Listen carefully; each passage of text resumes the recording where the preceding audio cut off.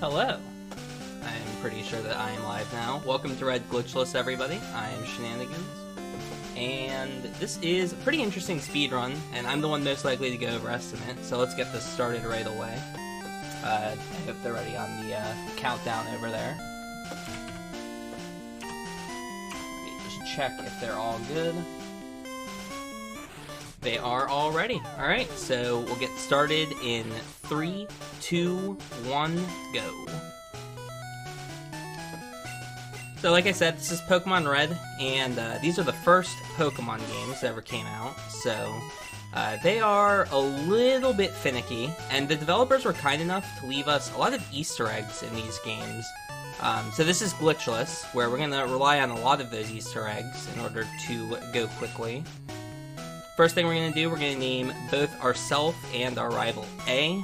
It's just the fastest letter that we can give to the names. And you want to have a one-letter name, because with a one-letter name, the text doesn't have to scroll as fast, so you can save a lot of time with the text. Something kind of interesting about these runs is we do have manipulation for them, but the manipulation is kind of interesting. The first thing, it's not guaranteed to work, and then the second thing is you have to play frame perfectly from a hard reset. So even though I could manipulate the starter, which some of you may have seen before with the starter manipulations, it's not actually faster for Glitchless. It would take about 30 seconds to set up the manipulation, and the perfect Squirtle only saves about 30 seconds, so there's no point going for it. So we're just gonna get lucky and get a perfect Squirtle and not have to deal with that, right? Speaking of picking Squirtle as the starter, we use the starter for 3 fights, so we don't really care which starter we pick. Squirtle just happens to be the fastest for beating Brock, so we pick Squirtle. Rival picks Bulbasaur, and we're gonna get probably one of the more awkward fights in the run. I do pick up the PC potion because it's pretty crucial that we win this fight, and you can lose it. That might be shocking for some of you that know how powerful Bulbasaur is, but it can win against you if you miss some tackles and whatnot. So we're gonna go ahead and Tail Whip and spam tackle, and hope that we don't lose. Alright, so it's gonna start growling us here. You really want the Bulbasaur to just spam tackle, because then you're doing full damage, but as long as you don't get growled like 3 or 4 times, it's usually not that big a deal. An interesting quirk about Gen 1, in the battles, if you land a critical hit like I just did there, it actually ignores all the stat changes that have occurred throughout the fight. So I criticaled as if I was hit by no growls, and the Bulbasaur wasn't hit by Tail Whip. This is a good and a bad thing. There's a couple fights where if you critical, you actually won't KO the opponent, and that can lead to some issues. But there's other situations where a critical can save a ton of time because the opponent has a bunch of stat boosts. That's a pretty cool kind of mechanic that you can sometimes rely on. But through the rival. And what's nice about that, we kept the PC potion, so I have that for later. And having some potions is pretty helpful in the early game. Gonna head up Route 1. This is kind of the boring section of the run. We kind of just have to walk through the early bits of the story. That's a perfect encounter, level 2 Rattata. We do need to KO one wild. It can be any Pokemon, it doesn't matter what we KO. We just need to KO something. The reason for that is Squirtle learns Bubble at level 8, and we're going to be about 7 experience short before Brock, unless we KO something in the wild. So just gotta grab that XP, and now we'll get Bubble before Brock. It's kind of interesting. You have to be a little bit selective with what you KO on Route 1. You won't be able to 3-shot any of the level 4 encounters or the level 5s. So you want to KO something that's level 3 or less. And if you get a level 3 Pidgey, it's actually 50-50 how much hit points it has. It'll either have 15 or 16. And you do 5 damage with Tackle. So it's really annoying if you get a level 3 Pidgey and you put it on 1 hit point after your 3 tackles. You can get trolled really hard. Especially if it starts critting you with Gust or you miss.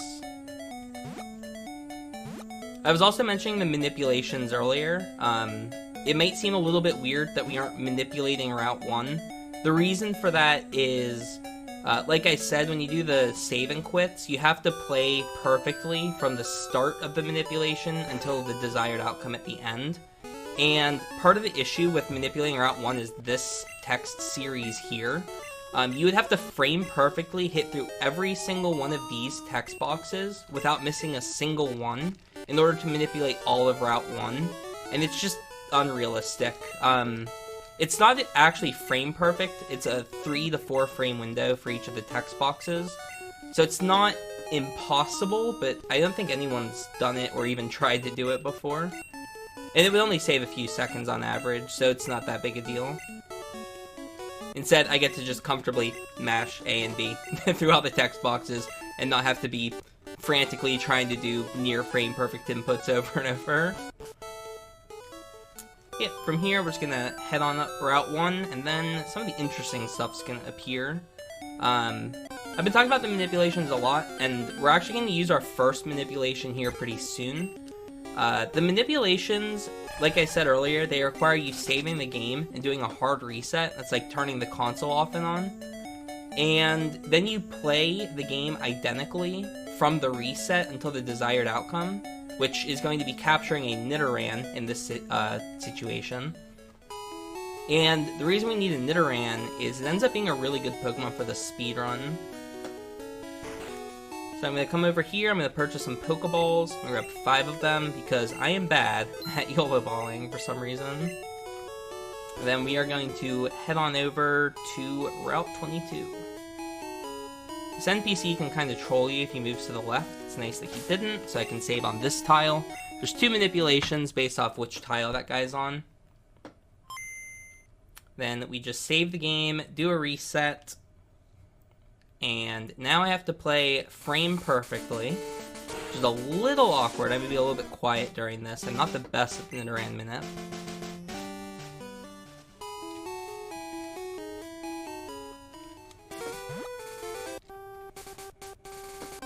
So there's my Nidoran, hopefully, unless I got unlucky. Good. And hopefully I frame perfectly hit through the text box, and frame perfectly through the Pokeball. If I did everything right, this will get in perfect at full health. So I've captured my Nidoran, which, again, we're going to nickname 1 letter, because it's faster. So we're going to go ahead and nickname this. Let's go with B. Why not? I'm actually going to check the Nidoran as well. Okay, I got the right one. Perfect. I didn't want to get all the way to Brock and realize that I hit the A button 5 frames early and got the wrong Nidoran, but that is the correct one. This Nidoran has perfect stats, except for speed. Its speed is 14 out of 15 instead of all 15s. Perfect Nidoran actually doesn't exist. You cannot have all 15 DVs on a wild Nidoran. So we get the second best that we could get, or the best, given that the perfect doesn't exist. So anyway, we are off into the forest. This section's a little interesting. The path I'm going to take through the grass might look a bit weird. And the reason for this is some tiles in the forest don't generate encounters. If you notice each of the little grass tiles, some of them have different art styles, I guess. The ones that have a little flower in the bottom right of the 4 weeds, those ones don't generate encounters. So in all these patches of grass, I actually can't get an encounter, but now there's no more of those flower patches, so it's possible for me to get encounters here. But we're going to manipulate as soon as we're through this fight, so this is pretty likely to be a no encounter for us, which is pretty good. Anyway, this fight's a little bit awkward. This Weedle has 2 moves. It's 50-50 what it uses. Poison Sting, String Shot. One of them does nothing. We're already slower, so String Shot's useless. And Poison Sting does 3 damage, or up to 6 with the critical. And has a chance to poison. Nice crit. Hopefully it didn't poison me. So you go for 2 Tail Whips here. And like I mentioned earlier, if I critical, I ignore all the stat changes. Okay, so you can see how little damage that critical did, and then watch this non-critical. See how that did a lot more damage? That's because my critical just ignored all those Tail Whips that I just used, which is, come on, stop critting. I need you to stop listening to me right now, Squirtle. Alright, there we go. Even if I crit now, it'll go down, so we're fine. Kind of a troll. Nice double crit.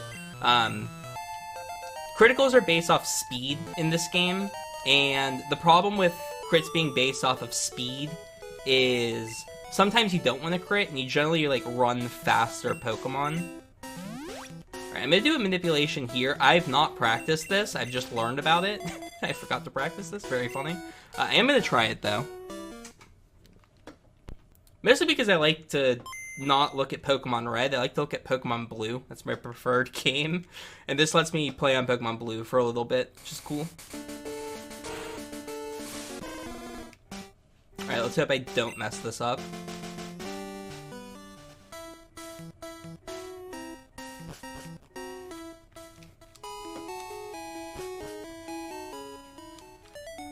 Nice, okay.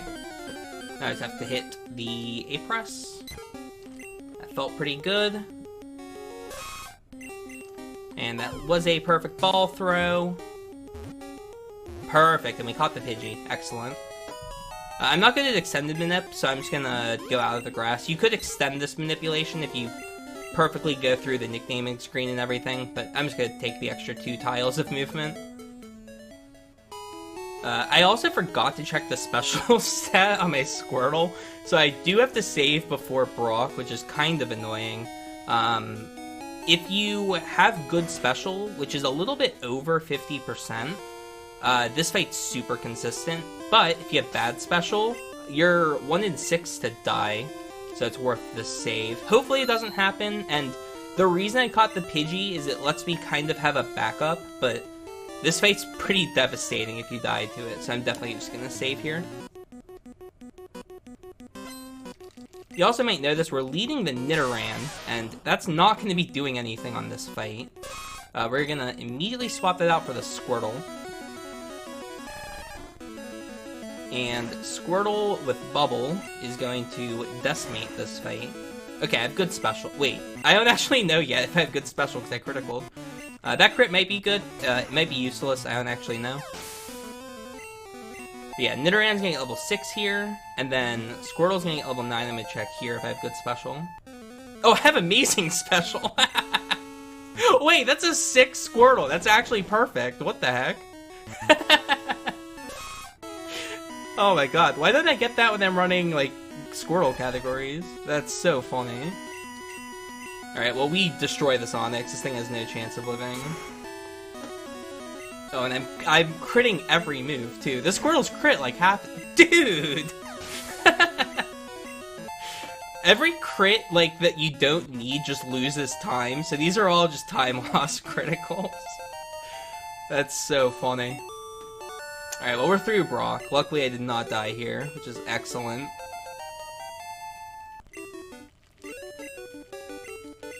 And Brock likes to talk forever. This is a good thing to notice. Notice how he talks talks forever about this TM, right? Most gym leaders do that, and that's going to come into play later in the run.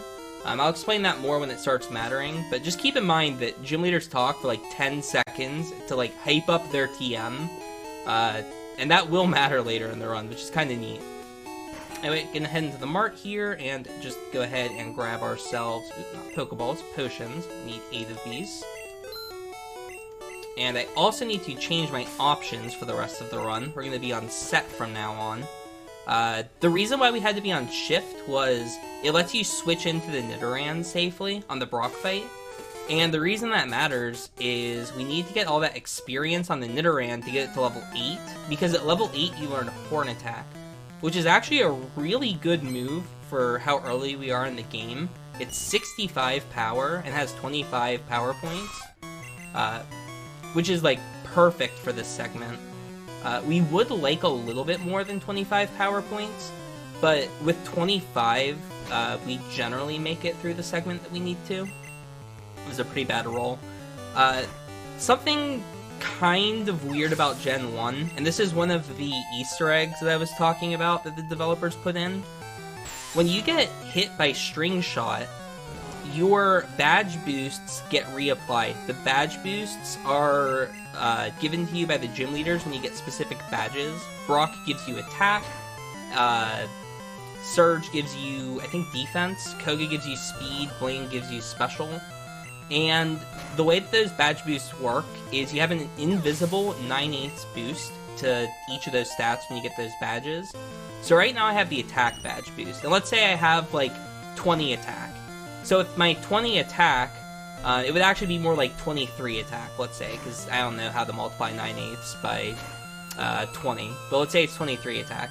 If I get hit by a string shot, it applies the badge boost again. So I would go up to like 27 attack. So getting hit by string shots actually makes you stronger.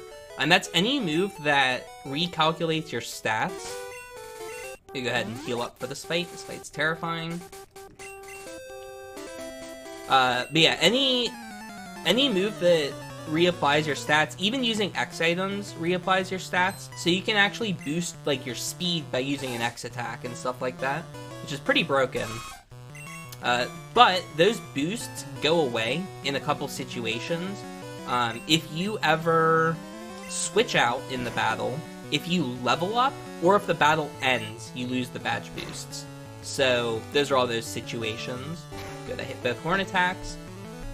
You might be wondering why I am happy that I hit both horn attacks. Another Gen 1 quirk. Any move can just miss. It's gonna happen. I don't know when it's gonna happen. I'm not looking forward to when it happens. But it will happen at some point during this run. It's 1 out of 256, which is about 0.5%. And if it happens at a bad time, I might just die. Like, there's nothing I can really do about it. This is a really good short sky, though. I only got wrapped for 2 turns, and I did not get destroyed by the Rattata, so we have moved on. Alright, this next fight is one of the more important fights for the mechanic I was talking about earlier, where criticals ignore stat boosts. And the reason this matters is this guy has a Metapod and a Kakuna, both of which have Harden. And the problem with Harden is it boosts their defense, and I'm using physical moves. So if I land a critical, I just KO them, which is so nice. I'm gonna go for tackle here. Like I mentioned earlier, I need to save my horn attacks. So if I'm in a position where I can tackle, I need to. So right there, tackle was pretty likely to kill.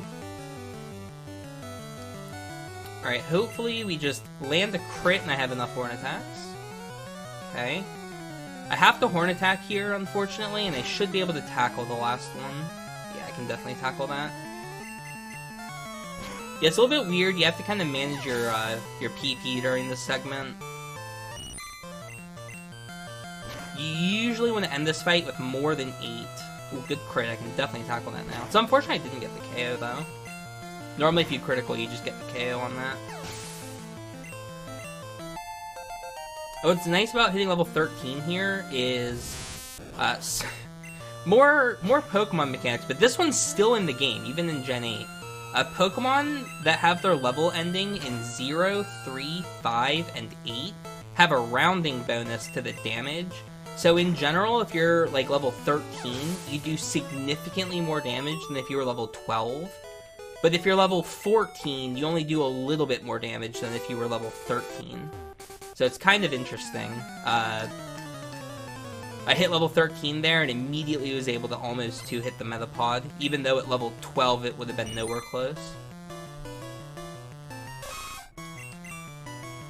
And coming up after this fight, we have probably the hardest mechanic part of the run. Once again, I'm not very good at this speedrun. Big surprise, but this manip coming up is really difficult. It's the Mount Moon manip, and you effectively have to carry the manip for about 2 minutes. I'm kind of cheesing due to lack of talent, and I'm doing 2 manips. I'm gonna manipulate the top floor of Mount Moon, and then resave for the bottom floor, which is definitely slower, but a lot more consistent. So that's how I'm going to get through my Mount Moon. So here we go. I'm going to set up the save here. Oh, I didn't heal. Whoops.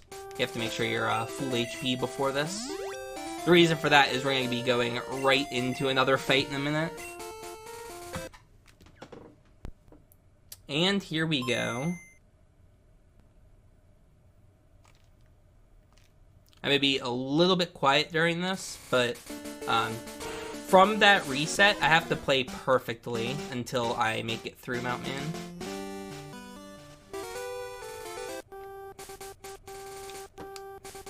Something I'm doing during this, it's called A pressing. It's exactly as complicated as it sounds. I'm hitting the A button.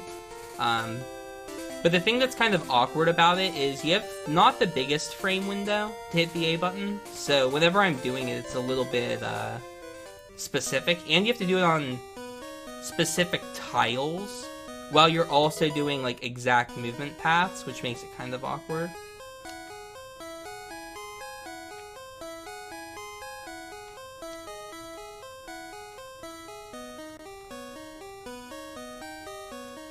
Now, I should also mention that this manipulation is not guaranteed to work.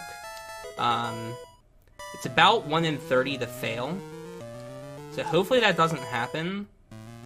It failed during my practice run a couple days ago, which was pretty annoying.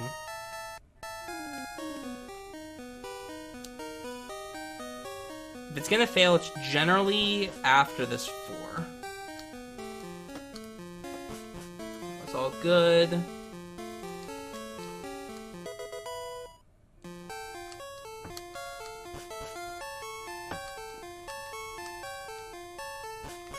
This is usually where it fails, would be right here on this turn. Nice. Oh, okay, I messed up the ending there by 1 tile. I'm now risking getting encounters. Hopefully I don't.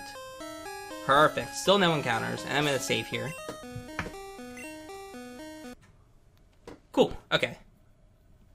So I did not mess up the Mount Moon minute. That was one of the things I was worried about, but luckily that went pretty well. So I'm just going to save the game and do a second manipulation. This will manipulate the encounters on these next 2 floors. And, importantly, I will get a specific encounter at the end that I need. This one's 57 out of 60 to work. So hopefully it just works for me. It's not guaranteed by any means.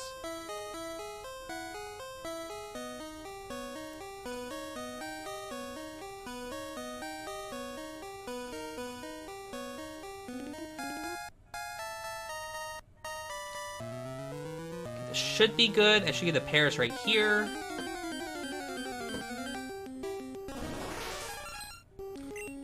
That A press felt like it was a frame late. This might not get in the ball. Ah, that's unlucky. Okay, I have to Poison Sting this and hope I don't critical. Oh, at least they criticaled, so maybe that means I won't, right? Good, okay, nice. Oh, that poison's bad. Okay, it's fine. Please get in the ball, I have 2 left. This is why I bought the extra Pokeballs. This is about 85% per ball. Please? Okay, good. That's not too bad. I have to heal now before the fight.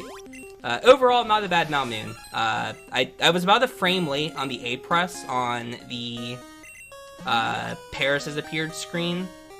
You know what? I'm already in the menu. I'm just gonna save before this fight, too. This fight's so bad. This fight is annoying if you're a Nidoking, and we are a Nidoran. Even in, like, the old days, this fight was a pain. So here we go. Luckily, I have 4 Horn attacks. I'm actually able to just use them on the Rattata. If either of these high roll or critical, I can get the kill. Or if I get hit by Tail Whip, which unfortunately I dodged. Oh, but we got double high roll. That's excellent. So we go into the Zubat with full HP, which is what we want. Or basically full HP. Leech Life is perfect. This will do about 7.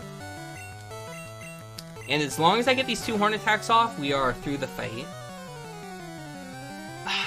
Just hit, dude. Just hit. Yes. Okay. That fight's so scary, I promise. It's so bad. If you get Tail Whipped and then hit yourself in confusion, you can take like 26 damage in 1 turn. Anyway, here I need to toss the Pokeball because I'm done catching. Oh, I should use this. I have an antidote, right. Then you rare candy the Nidoran so that you evolve into Nidorino. I had an antidote, perfect. Now I'm not poisoned. But yeah, you need to get rid of the Pokeball, the Antidote, you need to teach 2 TMs, and you need to evolve. And there's a really weird order that we have to do this in. So you want to be, like, using up the items toward the top of the menu, if you can use them up, because then you don't have to scroll as far to the lower items. So there's, like, a really weird order that you want to do things in here. So because Water Gun's toward the top, you want to teach that as fast as you can, but Nidorino learns it, not Nidoran. But Nidoking is the only one that can learn Mega Punch, so you have to evolve before you teach Mega Punch. So there's, like, this really weird order. Go ahead and Mega Punch on you. Another little cool trick, if you hold B here during the 1-2 poof, you skip the little, like, delay that it does. So you want to, like, hold the B button while you're teaching TMs. It's kind of a little Easter egg, as we call it, for Gen 1 speedruns. Alright, this fight's awkward. So I'm going to punch this. And it's not going to use Disable. Perfect. And I'm just going to punch it again. Excellent. Alright, no Disable. If you get Mega Punch disabled, this fight's just not excellent. You really want Mega Punch for this fight, because your only other move right now is Water Gun and Poison Sting. And this guy has a bunch of poison types. Oh, that's something I should explain too. Different moves have different animations, even though animations are currently off. So notice how Mega Punch there, like, flickers, like the opposing Pokemon? That animation is a lot slower than the other one you can have, which is the Shake animation. It's about 3/4 of a second slower to go through a Flash animation compared to a Shake animation. And the way it works is moves that have a secondary effect have the Shake animation, whereas moves that have no secondary effects have the Flash animation. So you really want to be using moves that have a secondary effect in the speedrun. Which is why a lot of the time, like on that Voltorb for example, I used Poison Sting to KO it, because I had the faster animation by using Poison Sting. Right, not too bad of a Mount Moon. Got out of there pretty fast. And now we're just going to head on into Cerulean. I should also mention Mega Punch is a really strong move. That's why we teach it, even though it's pretty inaccurate. So, it's kind of a pain, but hopefully we don't miss too many of them. I think it's 90% accurate. Horn Attack is 100, Poison Sting's 100, and Water Gun's 100. So our only inaccurate move, right now at least, is Mega Punch, and we will be relying on it quite a bit. Got a center here. There's a couple reasons we're centering. The first is to get our moves back. Now we have Horn Attacks, because we will need some. But the real reason why we're centering is to set our warp point. When you heal the center, it sets your warp. So if I were to dig out from a location, I'll come back here now, which is what I need. Also, this guy sells you the first Easter egg of the run. The first major Easter egg, I should say. This is the instant text Easter egg. I don't know why Pokemon put this in the game. It's kind of interesting, but it makes your text instant. So notice when I pick up this rare candy, how the whole text box loads at once, instead of like scrolling through the text one character at a time. It saves almost a full second per text box, so it's an extremely powerful Easter egg for the speedrun. So watch here. Watch the text boxes. Ready? 1, 2, 3, 4, 5, 6, 7, 8, 9, 10. That was about 10 seconds saved. Just from those text boxes. 11, 12. And you can see why this is saving a lot of time compared to not getting the Easter egg. Anyway, this fight's awful. The problem with the... Oh, no. Oh, why? Dude, we'll just hit. So the problem with the instant text Easter egg is the ways that you lose the Easter egg is if you heal, or like if you open your item menu, if you, okay, hold on, what is it? Open item menu, switch out Pokemon, or like look at your Pokemon menu. Sorry, I have to like focus on this fight because I have no accuracy right now. Please, just hit! I need you to aim twice, dude. It's not that hard. Just 2 hits. Please just aim. I'm begging, man. Just hit him. Oh, come on. Just aim one time. Okay, just one more, or crit. One time, crit him. Okay, just one more hit and we're through, come on. Please! Yes! Okay, we're fine. So the problem with the instant text Easter egg is, there's 4 things that end it, and they're all, like, really important things. Like, for example, switching out your Pokemon would end the Easter egg. Same with using a potion, because opening your item menu also gets rid of instant text. The other things that get rid of it are if I ever open up my menu in the overworld, that would get rid of it. And then the other thing that gets rid of it is any yes-no text box. So if there's ever a text box that asks you yes-no, then that will also get rid of instant text.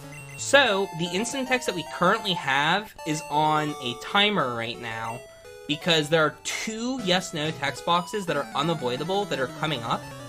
So no matter what, we lose the instant text when we get to those. But we're going to try to hold it as long as we can. So the first yes-no text box that will likely appear is when we learn Thrash at level 23. So no matter what, we're losing instant text at level 23. It's completely unavoidable. The other location where we could lose instant text would be at Bill. He's going to ask us if we want to save him for some reason, even though he doesn't take no for an answer. But because he asks us, we have a yes-no text box, which means we lose the instant text.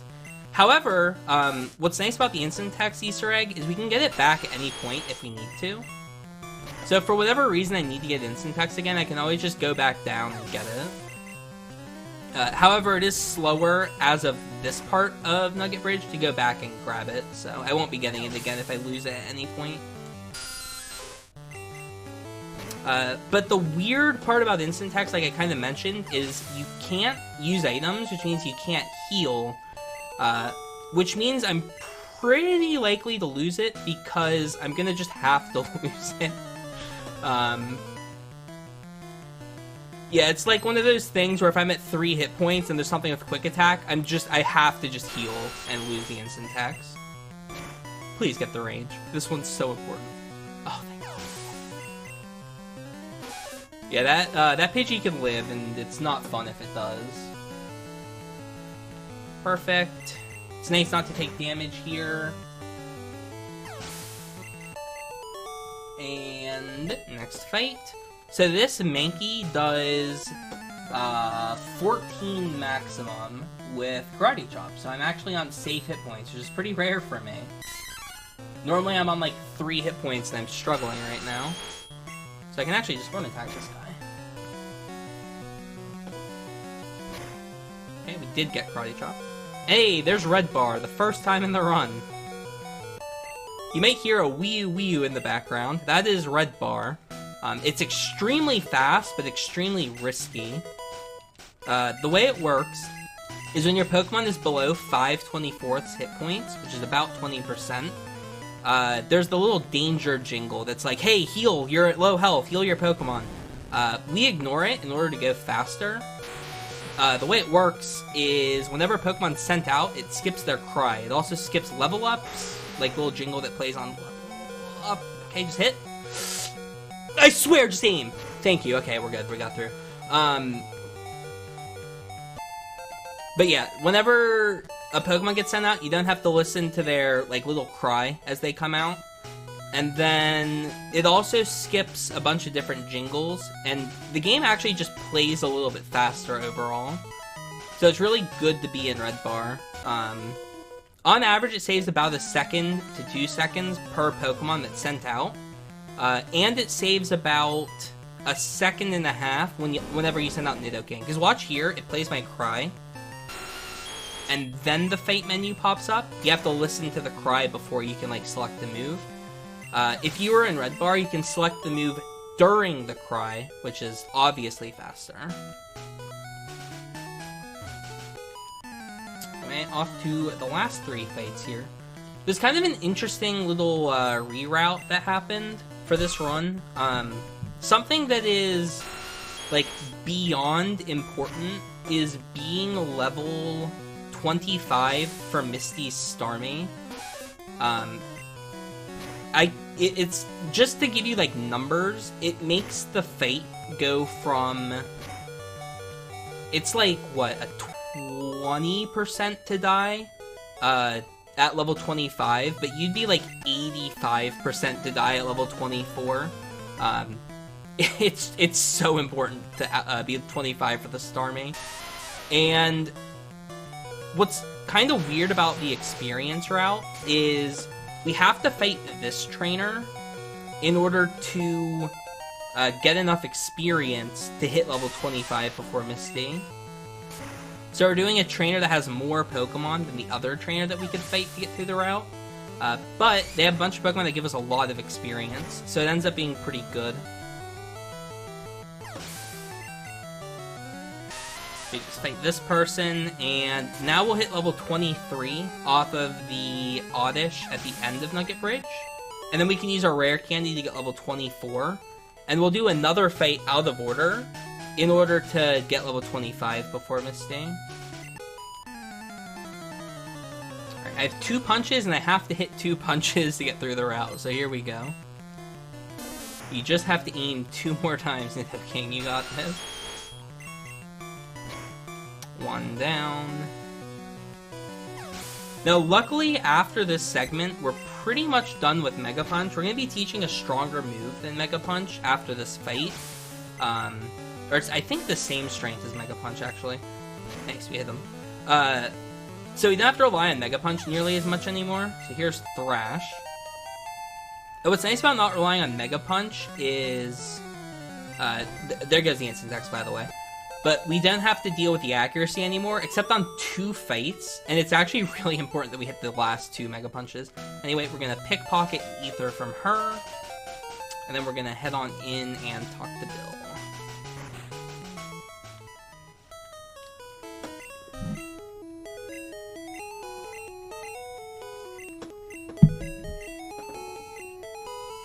That's the other yes-no text box that would have ended instant text, provided that we hadn't lost it on Thrash.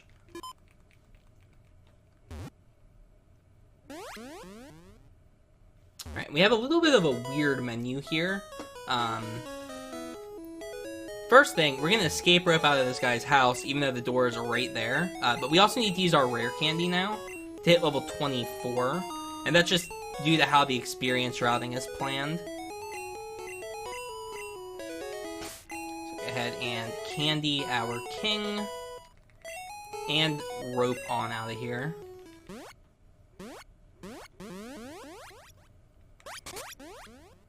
And we are actually going to center. The reason we're centering is mostly because we're out of Mega Punches, but it's also good to be back at full HP.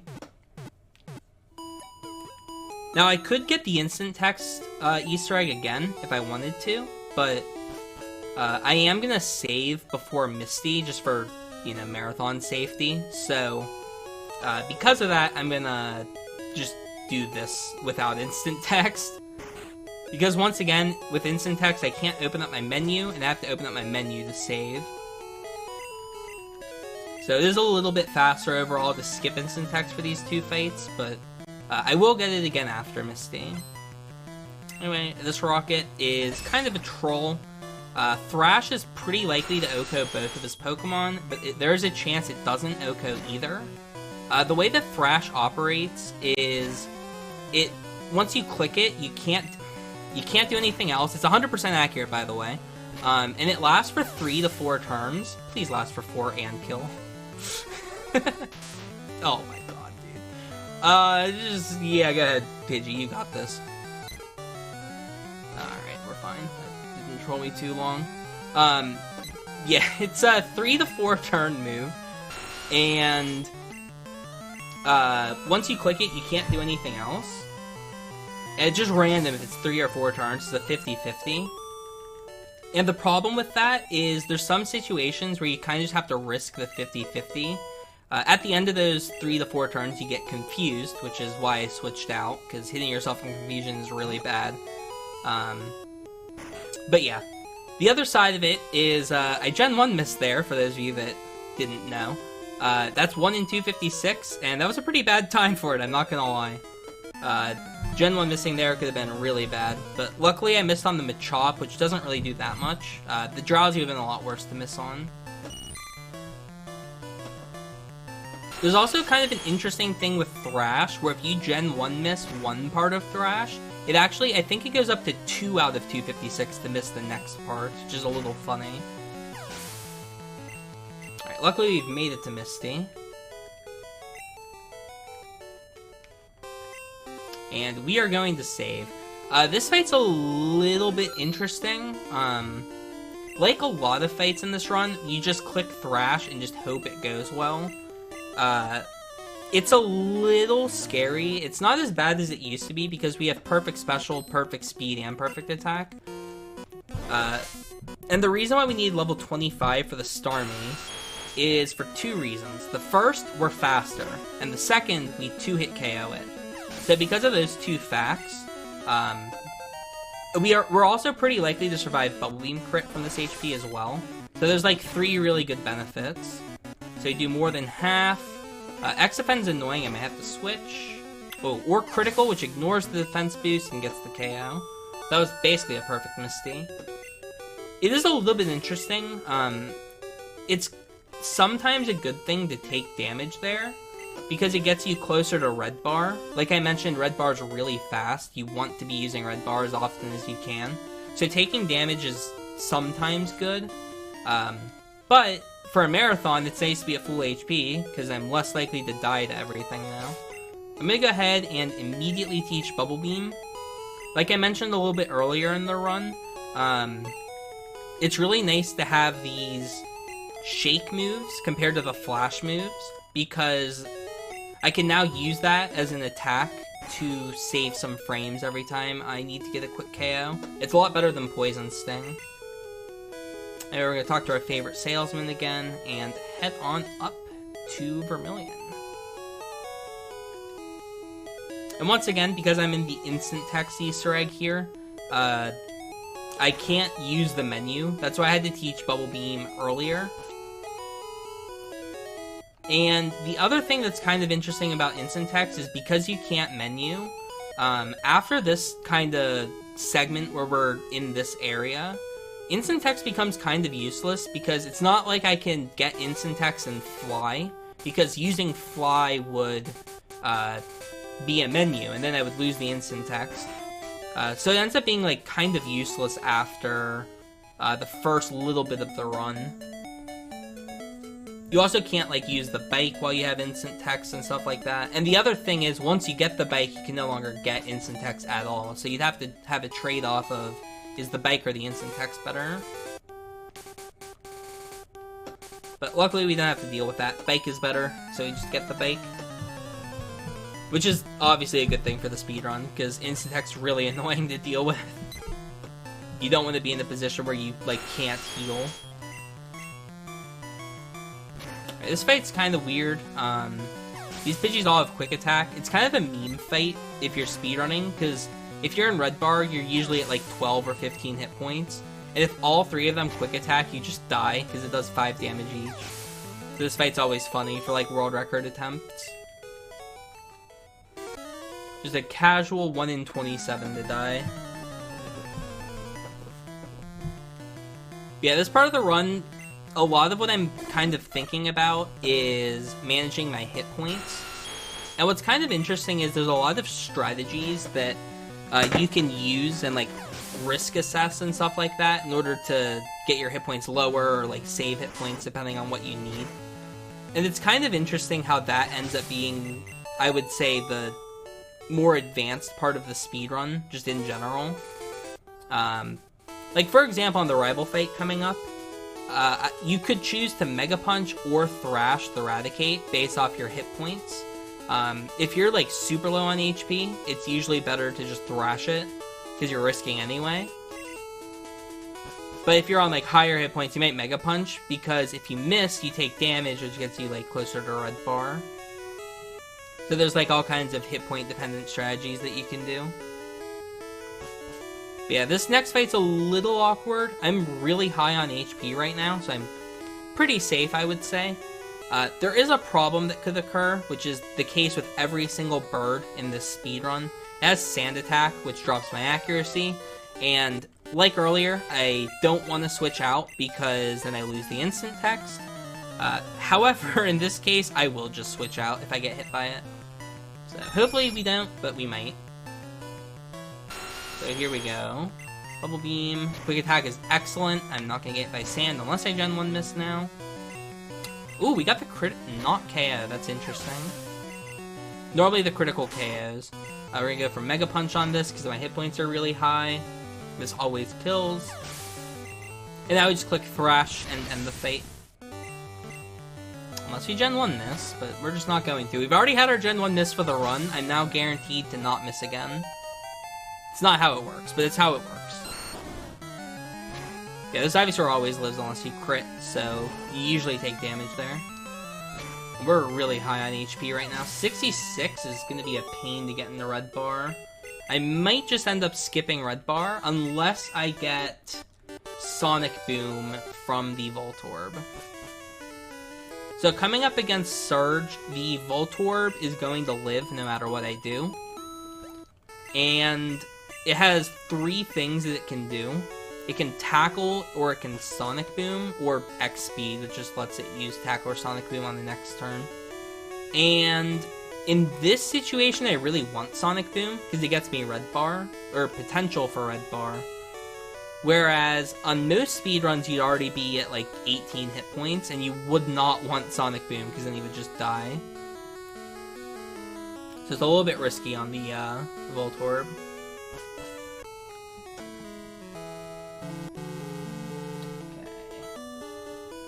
Check my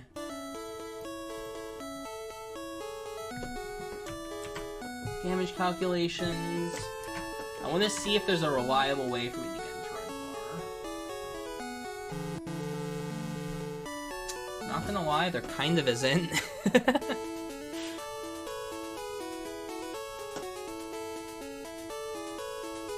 Yeah, there's not really a great way for me to get into red bar here, unfortunately. We're gonna go on in here and buy a couple items. There goes our instant text, by the way, because there was the yes/no text box here when they asked me if I'd like to purchase my item. So I no longer have instant text, and that was the last point in the run that we'll have it. And a little bit of a menu here. We're gonna go ahead and teach some moves. Whenever you run out of an item, you go to the top of the menu. That's why I'm teaching Cut and then teaching Dig. It lets me teach without going back to the top. See, I'm now back at the top on the potions. That's a menuing mechanic that's going to come into play quite a bit. Anyway, I'm saving here. This might seem a bit weird, but the reason for that is I am going to use the final manipulation of the run.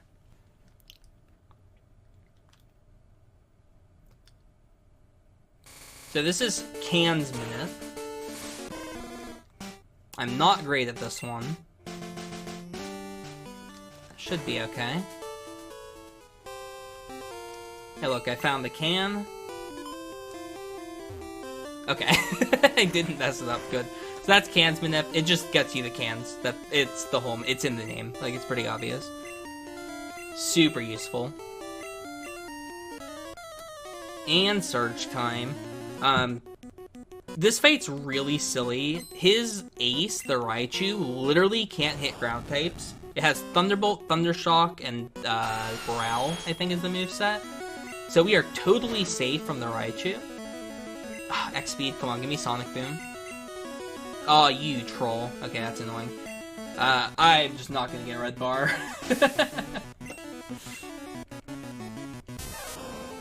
And I'm just gonna Thrash here. Okay, if I Gen 1 this into 3 turn into double hit cell, then I can get red bar. That would be my way of getting it. So we're gonna Gen 1 this. Alright, one more chance. We're gonna Gen 1 this. Okay, well, we're just not gonna be getting it, if I'm being honest. This HP is, like, way too nice to get there.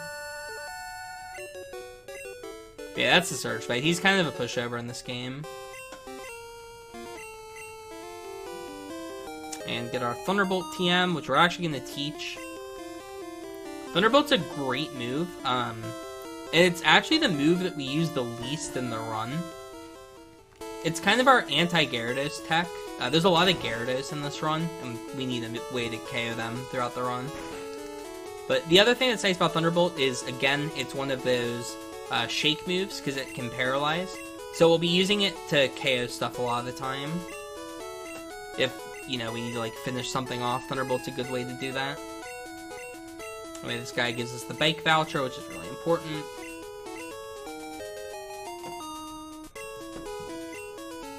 And we finally have access to the bike.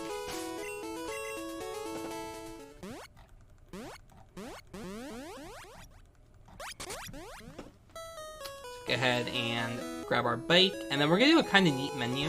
I'm bad at this. I'm gonna try to be good at this though for once. There's some cool buffers you can do in this game. If you hold down and mash left and right, you actually scroll faster than if you just hold down. That was okay. So you can see how fast I scrolled through the menu there. It's just a little bit faster than just holding down. The way that I like to explain it is, if you're a classic Tetris fan, it's basically dash versus hyper tapping.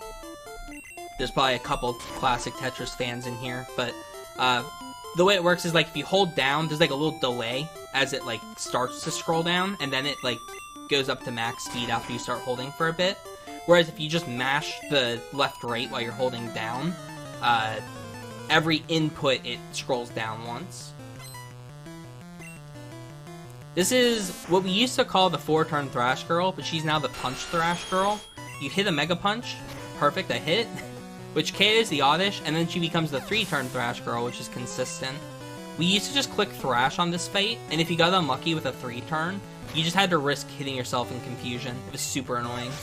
But now you just Mega Punch and Thrash, and it's very consistent. You don't have to worry about dealing with a 25% chance of hitting yourself. You also have to keep in mind, a lot of the time you go into this fight with like 5 hit points, so hitting yourself just ends the run.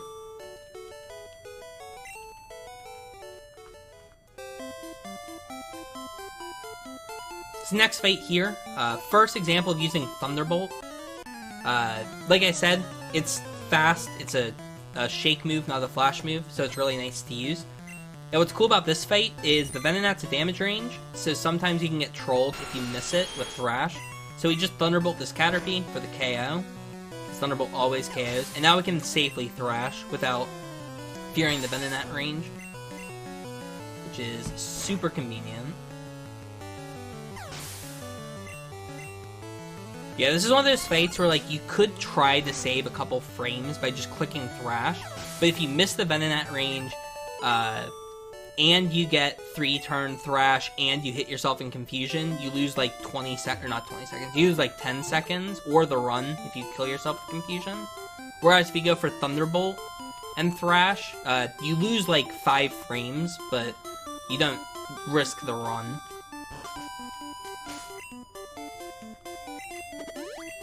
So you have one tile of immunity in caves where you can't get an encounter.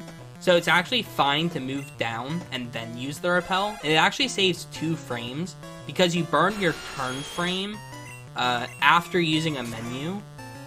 It's kind of confusing how it works, but whenever you're moving in this game, the first time you turn in a series of movements, it costs you 2 frames. Just for the first time you turn. After your first turn, you don't lose any more frames for turning. And what's kind of interesting about that is if you menu, you don't get that 2 frames of lag. So you want to menu at the start of a movement series if you can.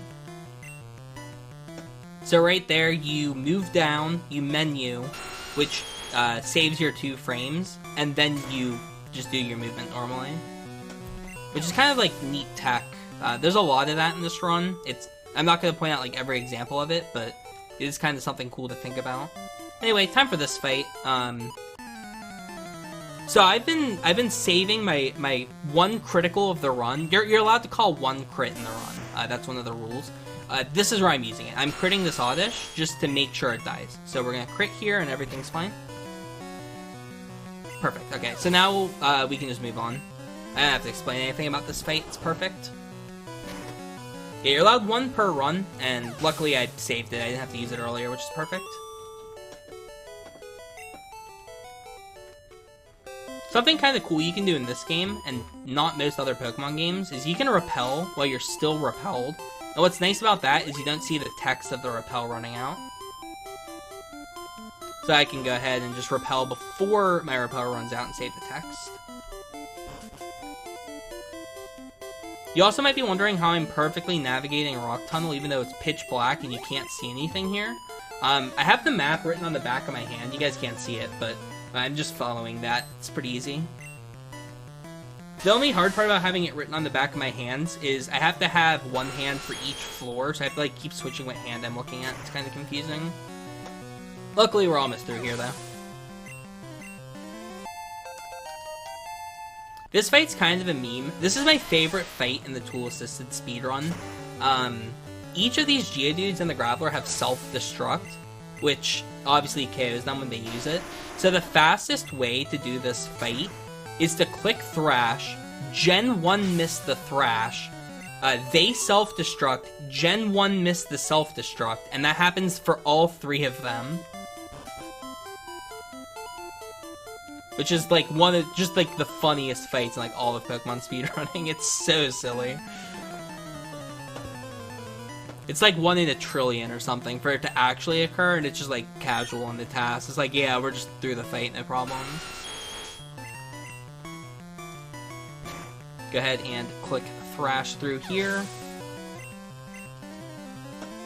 So we're coming to the end of the Thrash segment. We're going to get some better moves once we get to Celadon. In fact, we're going to get the single best move for Pokemon speedrunning, Horn Drill, which, if you don't know about Gen 1 speedruns, you're probably like, Horn Drill? That move sucks. Why would they use that? I'll explain that a little bit more when I get it, but just know it's very good in Gen 1, for whatever reason. Alright, unfortunately I wasn't able to red bar through this segment, so this was pretty slow, but not too big a deal. Lost a little bit of time to not being able to be super risky. This fight's a little bit silly. Bubble Beam, or Thrash doesn't KO the Growlithe, but it does KO the Vulpix. And Bubble Beam doesn't KO the Vulpix, so we actually just have to go Bubble Beam Thrash, which looks really weird, because Thrash has that wind-up animation. But this is the only way to 2-turn the fight consistently. So you just have to watch that wind up, even though we're only KOing 1 Pokemon with it. I have a feeling Mega Punch might KO, which could be faster, but there's no point risking that. Yep, nice movement. Let's just burn an extra step, why not? Alright, if I was going to move an extra step, I'm glad it was there, not in front of that trainer. Oh my god. Alright, that was just bonus DLC movement. Alright, I suck at this. There's 2 hidden items you need to grab here. I'm going to choke it tremendously. Okay, that wasn't that bad. I thought I missed it. Okay, that was like minimum level talent.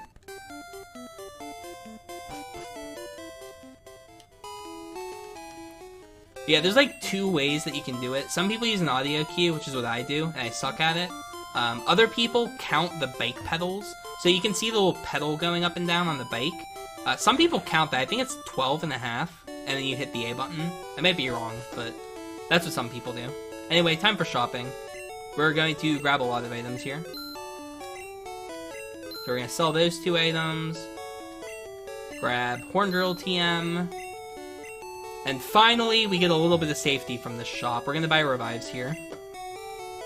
We buy 9 repels. 2 revives, 4 supers.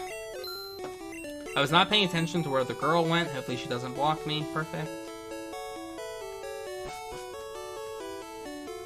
We're also going to pick up the Pokédoll, which we're going to use for the second major Easter egg that Pokemon Company put into the game. This Easter egg actually skips a dungeon, which is really nice, so it's very useful to pick that up. And we're going to come up to the top floor and grab a TM. This TM is Rock Slide. We will click it exactly 4 times in the run, unless things go wrong. The most anyone's ever had to click it, I think, is 9 times. Hopefully we don't have to click it 11 times. I don't think anyone's been in that situation before. It'd be really funny. But you can't click it 11 times is the problem, so... hopefully we only have to click it 4. We're gonna grab some X accuracies, which are a very good item. We buy a lot of those. Some specials, and some speeds. And that is the major shopping. It's also the last time we shop in the run. Unless I'm a wimp and I grab some full restores in the E4, but we'll see about that. I probably won't. On the bike and head on over here.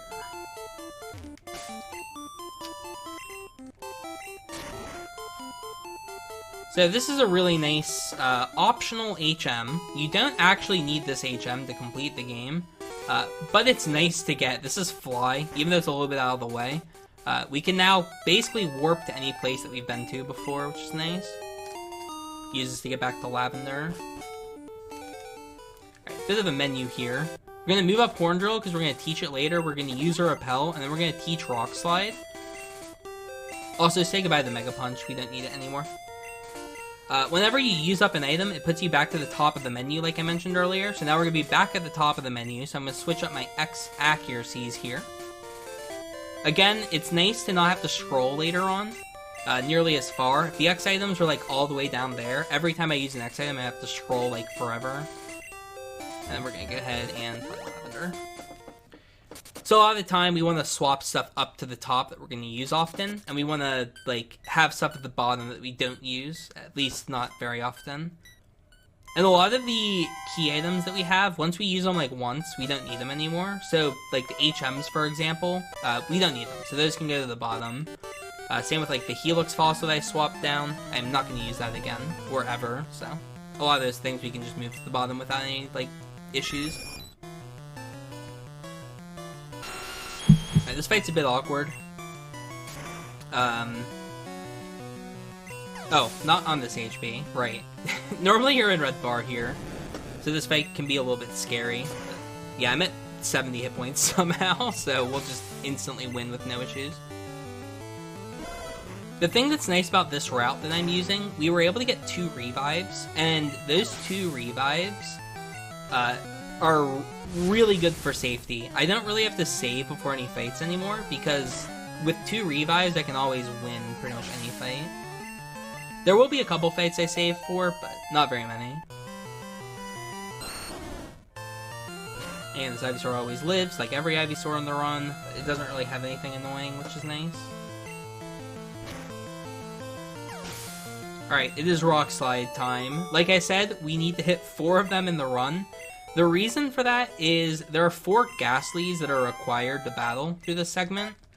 And in Generation 1, I don't know if I explained this yet, but Special is 1 stat, not 2. So your Special Attack and Special Defense are the same stat. And they gave Ghastly really high Special Attack. Same with the whole, like, Gengar line. But because it has really high Special Attack, that means it also has really high Special Defense, which means you can't really KO them with Thunderbolt. They would survive 2 Thunderbolts and die to the 3rd one. So we need a physical move that can KO Ghastlies. And Nidoking learns a staggering 2 physical moves that hits Ghastly. The first is Poison Sting, which is 4 times resisted, and it's a 20 damage move. Not optimal. The second one is Rock Slide, so that's why we go out of our way to get the Rock Slide TM.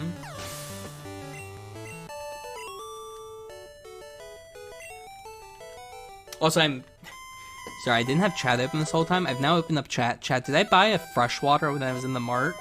I'm doing this thing where I'm, like, psychologically panicking, where I'm like, did I buy the freshwater, or am I an idiot?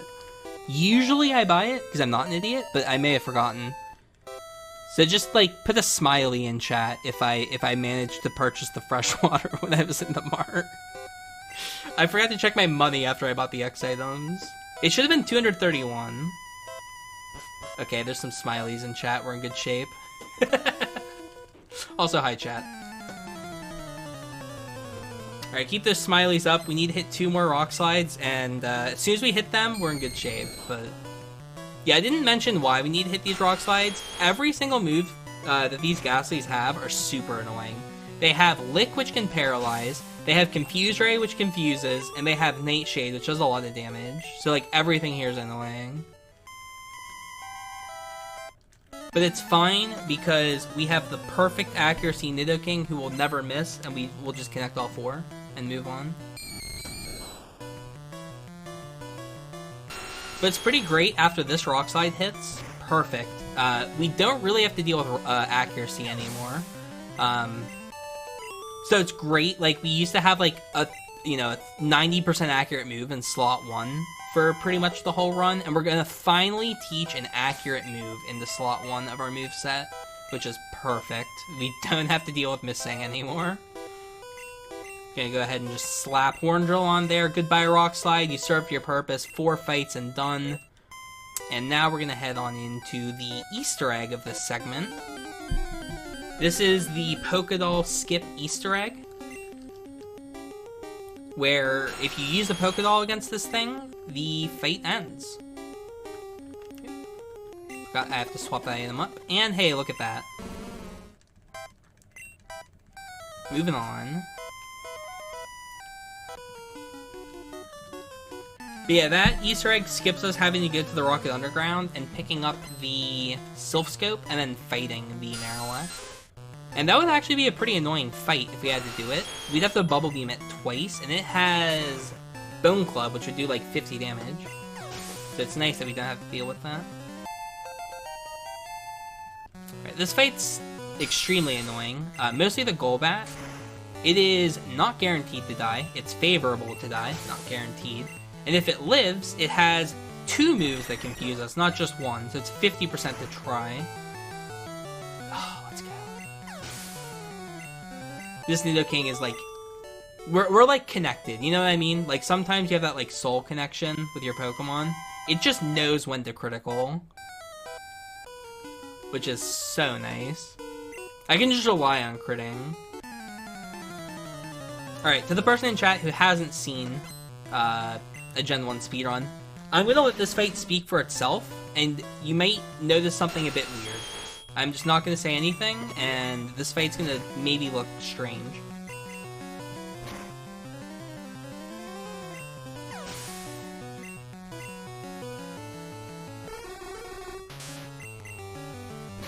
Alright, so this is the 3rd Easter egg of the run.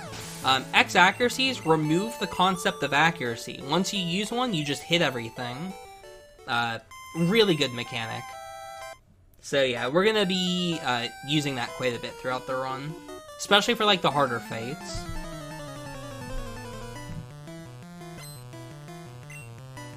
This is another one of those fights you could click Thrash on the second Pokemon. It would save a bit of time. But we're just gonna click Thunderbolt twice because the Eradicate's a range, even though it's favorable.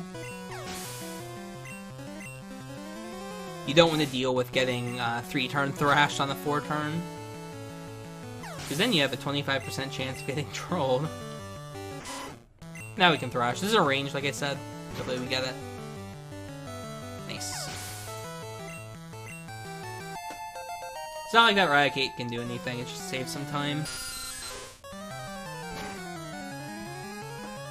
And even though we're at 108 hit points, we're still going to use our center here. Like I mentioned earlier, when you use a center, it sets your warp point to be that location. So if you like dig out of an area, or if you teleport, or if you faint in a battle, that's where you would end up. And we really want our warp point to be Celadon for the speedrun. It ends up being really good for a lot of reasons. It's close to Saffron, so we can use it to get to Saffron quickly. And we have to do Erica at some point, and her gym's in Celadon. So we want that to be our warp for the rest of the run. And even though we don't need to heal for any reason, because we just got the heal pad thing in the tower, we're going to heal now because we actually don't want to have to heal later. Because like I mentioned, low HP is fast when you get into Red Bar, and we want to get to Red Bar as quick as we can. So it's helpful to not have to heal for the rest of the run. and we're gonna go ahead and go straight to Silphco. This is definitely the point in the run. Okay, this is the point in the run where you choke, where you don't have the water, and this guy just kicks you back to Celadon. But I did have the water, thankfully. But yeah, Silphco is definitely the point in the run where things start getting a bit over-leveled. There's level 41s, I think. It's 41 or 43, I can't remember, in this segment. And we're level 35. So there's a pretty big level jump. And this is where the X-accuracy gameplay decision, design choice, you know, whatever we want to call it, really helps. Oh, come on. Okay, we need to grab that elixir in the flower. I almost forgot to grab it. And we're gonna fade this guy.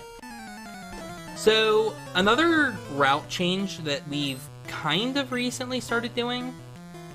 Earthquake is available. I can go and fight a trainer who has one Pokemon to get the Earthquake TM. And the reason why I'm not doing that, and I'm fighting this guy instead, is once you defeat Giovanni, all of the rockets in this area leave, which means that I could skip the trainer if I beat Giovanni without Earthquake. It's not that much faster, but it is faster, especially if that fight goes as well as it did. That Arbok has Glare, which paralyzes you, which is a big pain. Luckily, we didn't have to deal with that. But yeah, if that fight goes well, no issues. You can just fight him, and then skip Earthquake and grab it later. Or do what I usually do, and forget to get Earthquake, and then have to come all the way back to Silphco, which loses, like, way more time than just getting it. Yeah, with the card key, we can open up these doors. It's interesting in the Glitchless speedrun how fast a lot of these sections are. Like, in some of the longer categories, you have to do a lot of these areas, but in any percent, you really just, like, come in and go straight to the destination and leave, which is kind of funny. This is another point in the run where we're really trying to take damage, because we're trying to set up for Red Bar later. So we're really hoping that this Pidgeot wants to damage us. That's great. It's damage. Gonna go ahead and X speed as well. That's a bit annoying. Like I said, the concept of accuracy no longer exists, so I can Horn Drill with no fear.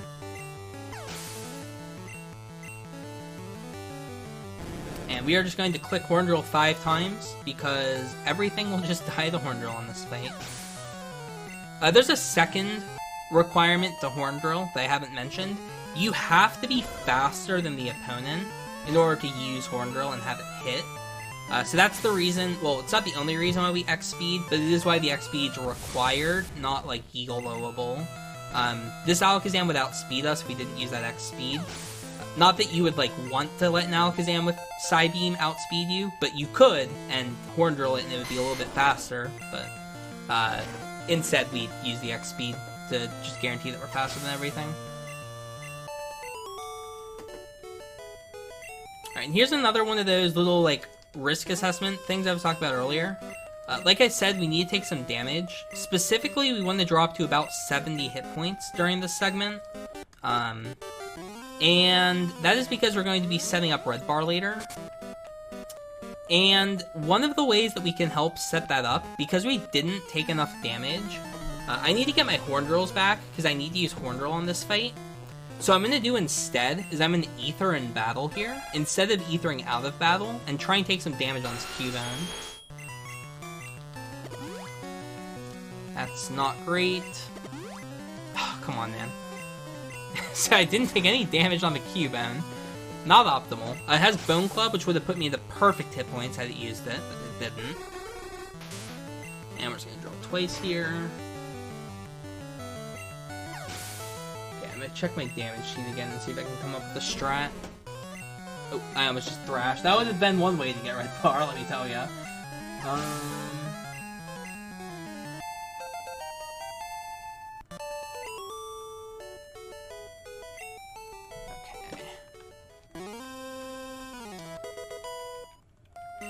That's an option.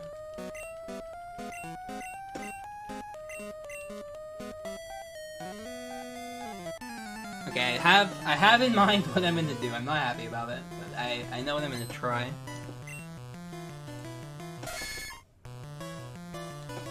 Alright, once again, we have another fight where I'm going to just accuracy. Oh, crit me. Oh, that would have been sick, that crit. Still good damage, though. Nice. Okay, I'm so fine with that. 92 is, like, in the reasonable range. That gets me there with Headbutt now.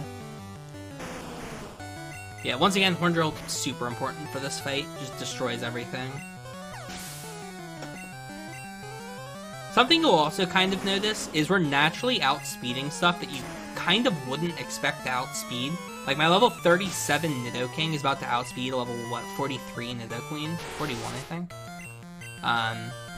And the reason for that is stat experience. Whenever you KO a Pokemon in Gens 1 and 2, it works similarly to EVs in later gens, where whenever you KO a Pokemon, you get, like, a small stat boost. But in Gen 1, it applies that boost to all stats, and you can have you can have max EVs in every stat in Gen 1, which is kind of cool. Luckily, I did not dig out of Silph. I was worried about, you know, my brain not working and doing that. So like I mentioned earlier, on the 10th floor is the Earthquake TM, and there's normally a trainer guarding it, but we're just going to be able to skip the trainer now, so you beat Giovanni. And up to the 10th floor. And we're not just grabbing Earthquake here, we're also going to grab a rare candy. So it's really nice that the rare candy in Silphco just happens to be right here next to Earthquake. So we can just grab both of them really quickly. And we are out of there. So now's probably a good time for me to explain item management. So in every Pokemon game after Generation 1, there are different pouches in the bag. And the way it works is like, there's like the TM pouch, and all your TMs go into the TM pouch. And then there's the key item pouch. All your key items go into the key item pouch. In Gen 1, you get 20 items in your bag, and that's it. So you can only have 20 items at a time, and everything's in one pouch. And that comes into play in this run because, one, we need to have space whenever we need to pick up an item, and two, we need to not have space whenever we get a Gym Leader TM. Like I mentioned earlier, if you're paying attention to Brock, he talks your ear off when you get his TM. He just never stops talking. And the problem with that is it's slow, and we're trying to go fast. And we want to make sure our bag's full whenever we get those TMs, which is definitely a pain. So right now, I have 19 items in my bag, if I've done everything correctly. And I need to pick up 2 items in the Safari Zone, which means I have to get rid of an item. So I have to teach Earthquake here to get 18 item space, so I can pick up the 2 items in Safari Zone, put myself on 20 items, and then when I'm at 20 items, I don't get the TM. So I'm going to go ahead and swap these up and teach Earthquake.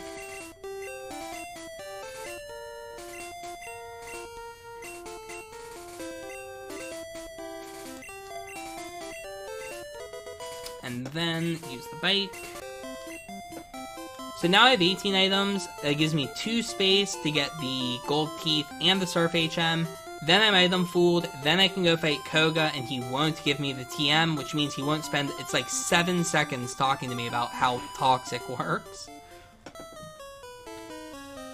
So that's a large portion of this run, is kind of just inventory management and making sure that your bag is full when you need it to be, and your bag is not full when you need to pick stuff up. Something else that you guys can't see that I'm doing pretty often in this run is a bunch of like little small menuing tricks. Pokemon Red is a super easy speedrun to get into at a basic level. But at the like top level, I don't know why that ran out that early. At the top level, it's a really difficult speedrun. All the little menuing stuff is kind of difficult. It's definitely, like, not too hard to learn, but there's a lot of, like, little cool tricks you can do. One of the easiest ones is A-B. So if you hold the A button and press the B button and hold the B button after you press it, you can reapply an A press, and that's a very fast way to get on the bike. So the way I'm getting on the bike every time is I press start to go to the menu, I press A on the item bag to, like, use the items, and then I press B to use the bike, which is kind of neat. Oop, definitely not trying to do that. Something else I'm going to try to do in this menu, I'm going to look like an idiot when I fail it, is called a double input. I'm going to input left up. So see how I got on the bike there, even though I was over the third item slot, and I only had to go up once?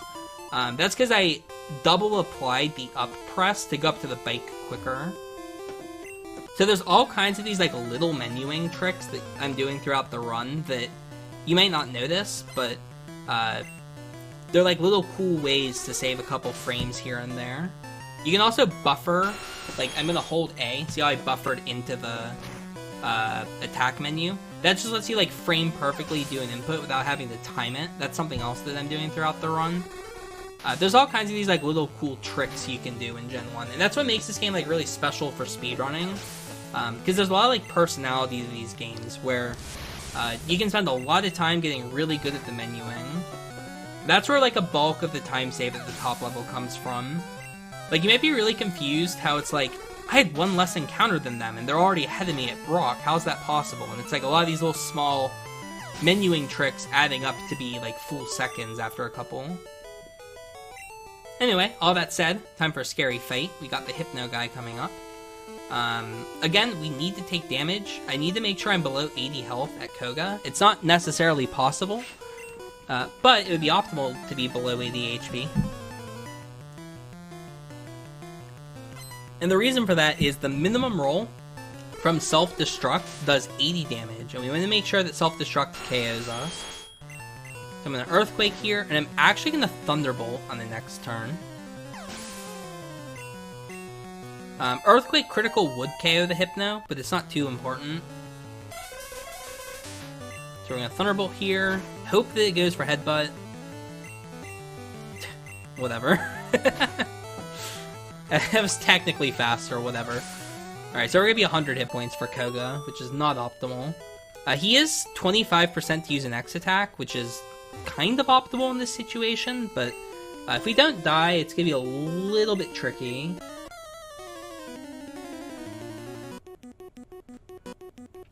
Alright, this is definitely a scary moment. Here we go. How about a Gen 1 miss into, like, tackle critical? That'd be so hype. Knowing me, I'm gonna get Gen 1 miss in this smoke screen, so I probably should not be asking for a Gen 1 miss right now. Alright, so here we go. Once this wheezing comes out, this is probably a good time to talk about trainer AI. Certain trainers in this game have good AI, which to us means exploitable AI. The way it works is they won't use moves that are like not very effective if they have a neutral effective move, or they'll use a super effective move if they have one. This wheezing has Sludge, Toxic, Smog, and Self-Destruct. Only one of those moves hits us for neutral, which is Self-Destruct. So guess what it's going to use? Self-Destruct. Kill me, please. I need to die. Oh, that's not good. Okay, 17. Which one should I do? Probably Vileplume. Okay, that's fine. Yeah, you want to die to that. I didn't, which is bad, but I can survive it. It's not that big a deal. And look, make space for this. That's because my item bag was full. He couldn't give me Toxic, which means he doesn't talk my ear off about how it's been developed for 3,000 years by his family of ninjas. So we don't have to hear the whole speech, which is excellent. We're going to go ahead and Candy here, up to level 43. Normally we would be using these rare candies in order to revive. If you're fainted and you use a rare candy, then your Pokemon gets revived. The other reason we need level 43 is the highest level Pokemon in the Pokemon Mansion is level 42, so now we can repel everything, and that's where we're going next. The third reason why we had to use the candies now is because we need the item space, because we were item fooled, so now we have an item space so that we're able to pick up the Blizzard TM here in a minute. Gotta fly the pallet. And this is gonna look really weird. We're not going to bike, we are going to walk down to the water. And we're gonna menu here. And this is actually optimal. And we're gonna teach Surf to Squirtle. We're not gonna teach Strength yet, which might seem weird because we're right there, right next to teaching Strength. That saves one input not teaching Strength, because if we taught Strength, it would go above Surf, and then we would have to hit down to surf into the water. So it's actually faster to teach Strength later, rather than hitting that one extra input. So that's another like little neat optimization that we have. And right now, I need to take 301 no, I have 299 steps I have to take, and I'm going to be using a super repel and a regular repel, which gives me 300 steps of protection.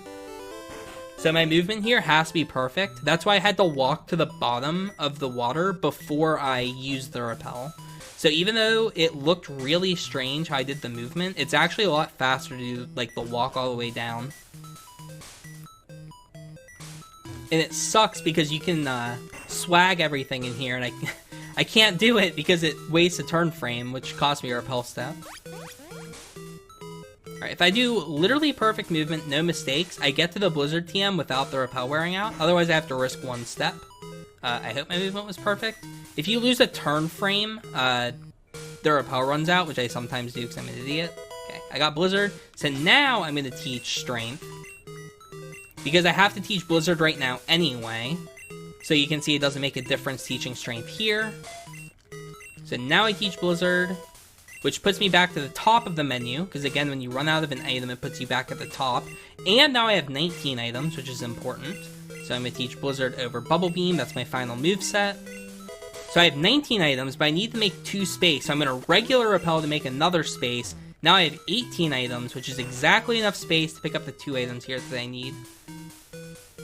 And that is how complicated some of the menuing in this game gets. Or not the menuing, the item management. But yeah, this is a really genius strategy, using that regular repel that we hold on to the whole run, just to make sure that we can be item fooled on Koga, but also, without losing time, get us the item space that we need in the Pokemon Mansion. So now we can pick up the rare candy and the secret key.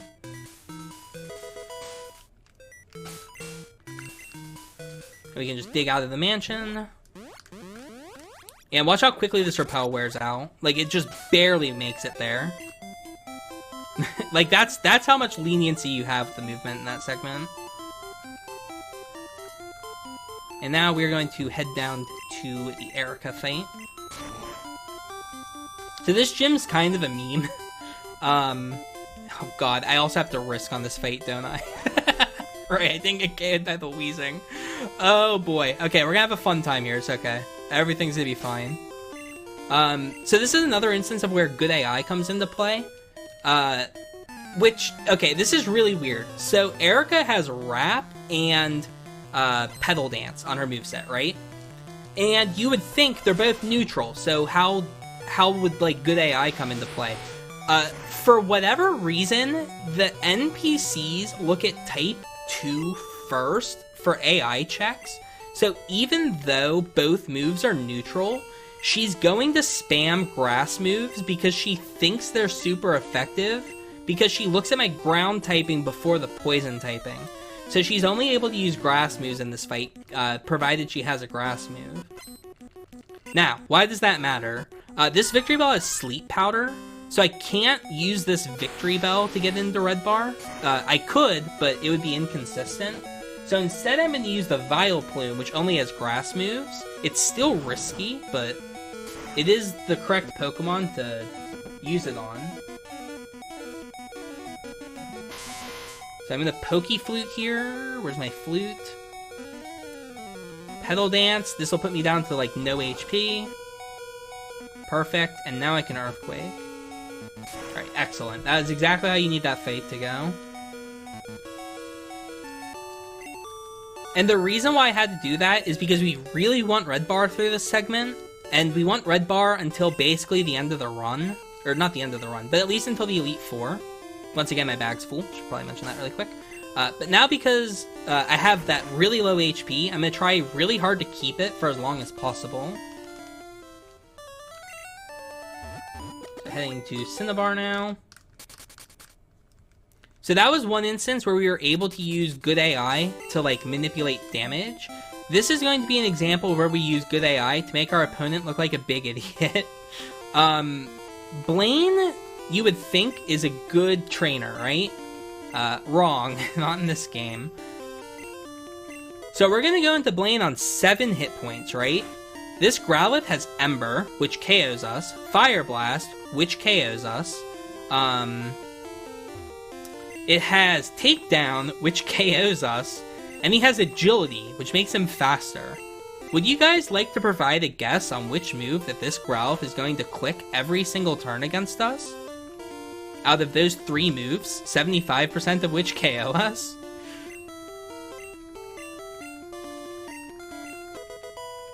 If you guessed Agility, you are correct. And the reason for that is Agility is a Psychic type move, and we are a Poison Ground type. So the AI just thinks it's super effective for whatever reason, and just spams it over and over. Which is so perfect. Now, there is something that Blaine can choose to do that isn't Agility. And I really hope it happens, because it's very funny. When they were designing this game, I think they designed it so that Blaine was supposed to use X specials.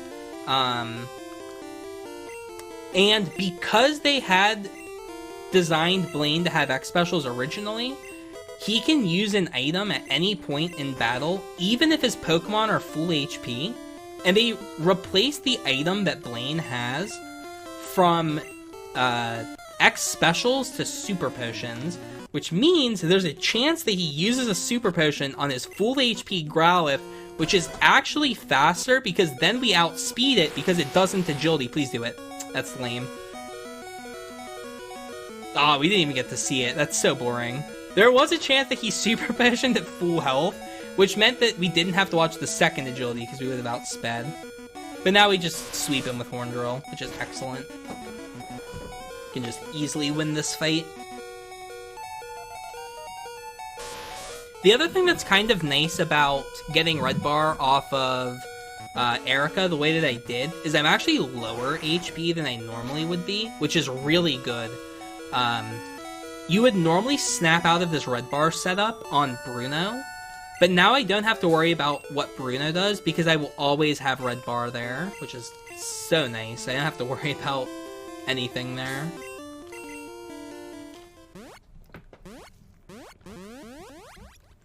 Alright, now it's time for the fun fight.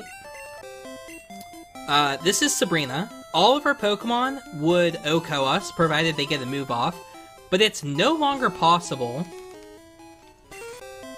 for her to OHKO us, because we are faster and we have Earthquake, and Earthquake is a 100% accurate move that always KOs all of her Pokemon, and we're faster than every Pokemon on her team.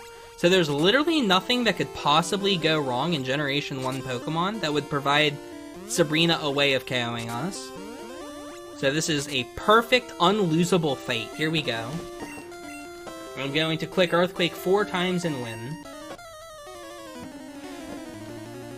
Let me just prepare myself to react accordingly if the Gen 1 thing happens. I'm going to click Earthquake 4 times and win the fight. Which is great because there are 2 fights that I'm going to have to click Earthquake 4 times and auto win on. This is one of them.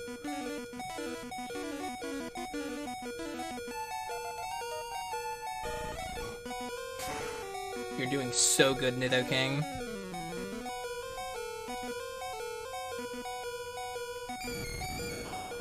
Why was anyone scared? Like, was anyone even scared at all?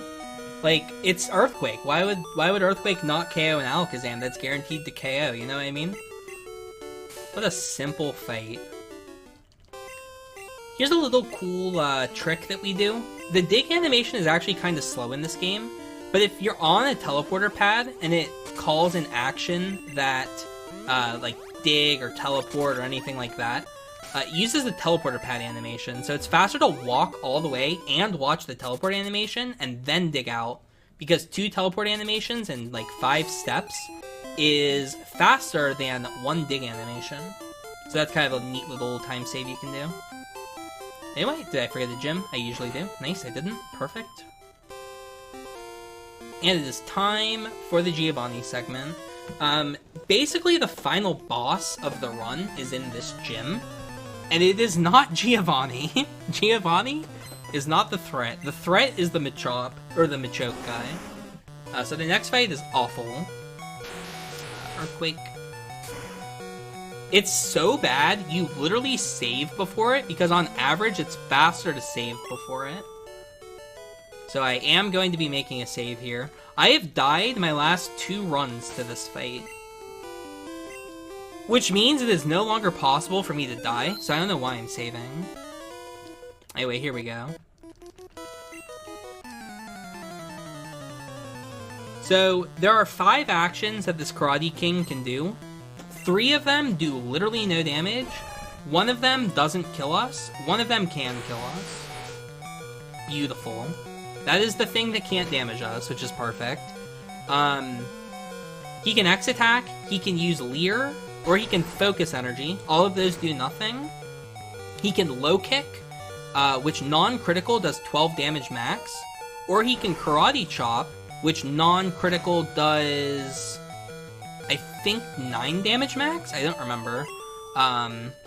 It was on 12 HP. So neither of those would KO me, but if either of them critical, I was dead. And Karate Chop is a high critical move. Something interesting about Generation 1 is high critical moves. Actually, all critting in this game is based off of your speed. So, a critical is your Pokemon's base speed divided by 510. So if your Pokemon has 100 base speed, your crit odds would be 100 out of 510, or about 20%. High critical rate moves, they make it so it's your Pokemon's base speed divided by 64 to critical. So if your Pokemon is 65 base speed, you just always critical with a high critical move. And that Machoke has 45 base speed, and Karate Chop is a high crit move, which means if it uses Karate Chop, you are 45 out of 64 to just be dead to it, which is really annoying. Anyway, once again, I'm faster than and Oko everything on this fight, except for the Rhydon. The Rhydon is at damage range. The Rhydon also has a super effective move against us, so it's kind of scary if we miss the range. Could definitely hit us super effectively, so we're going to just make sure we kill the Rhydon here. Blizzard is also inaccurate. Something interesting about Blizzard in Gen 1, it's not 70% accurate, it's 91%. I don't know why.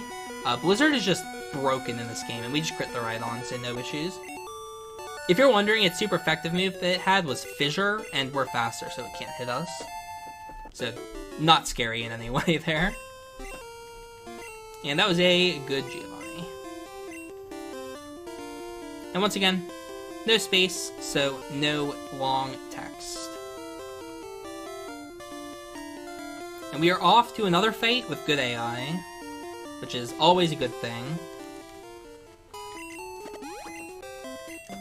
That was a pretty cool menu there. I probably could have explained it before I did it. I did a double input down to the Super Repel, and then I did a double input back up to the bike. That's another one of those menus that it's really technical, but you like wouldn't expect that in a Pokemon game. Double inputting, it's not like super hard, but it's definitely like a weird mechanic to get used to. There's like a really weird timing you have to hit like down A, but it's something you get used to the more you play. But it's like one of those cool things that saves a lot of time throughout the run. Anyway, this fight I'm in accuracy and speed. Wait. Oh, I'm an idiot. Hold on. Okay, hold on. Sorry, my brain isn't working. Is it speed on this thing? It's definitely not. No, it's special. I know it's special. Okay, I'm an idiot. And Blizzard. I am not perfect at this game. It's special, and then you special again on the Growlithe. Yeah, it's special. Alright, I've remembered how to do the fight. We're good.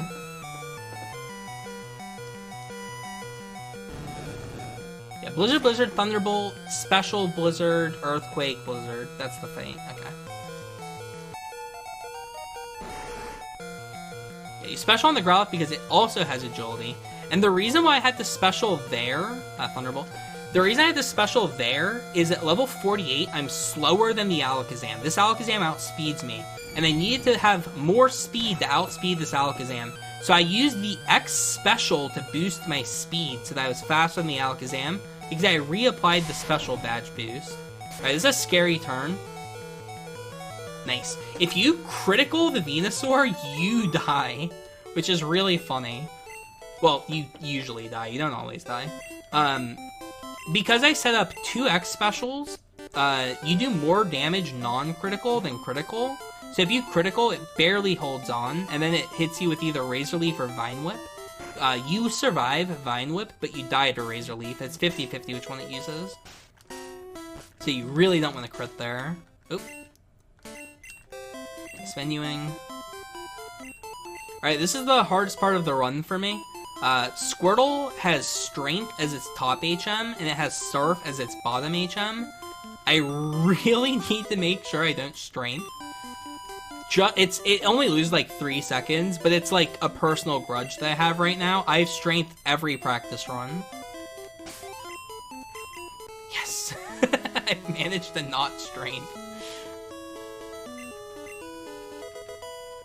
If you use Strength there, it like gives you a little animation like, oh, Squirtle can push boulders, but there's like no boulders here, so it's completely time lost. I do it so often too. I'm so used to having Surf on top because of other categories that I run. There's that double input down into double input up again. Just a neat little menu.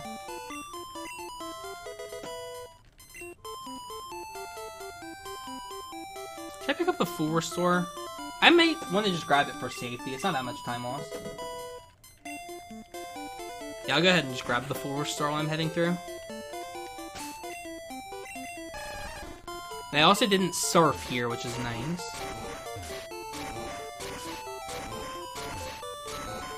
Yeah, so this is Victory Road. In this game, you don't actually have to fight any trainers here. Which is pretty nice, not having to fight anyone.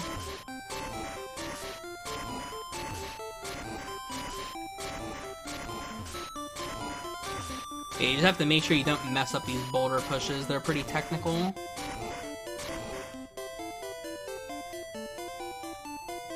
And also dodge the Tricky Trainer right here. We call this guy right there the Tricky Trainer because Extra Tricky hit that trainer in a world record. It was a world record with an optional trainer. I've had a couple people ask me why we call them the Tricky Trainer. They're also tricky to dodge. So, it makes sense. I don't know why I thought I was over Repulse already. That would have been awkward. I would have gotten off the bike. Yeah, pretty much just solving some children's puzzles here.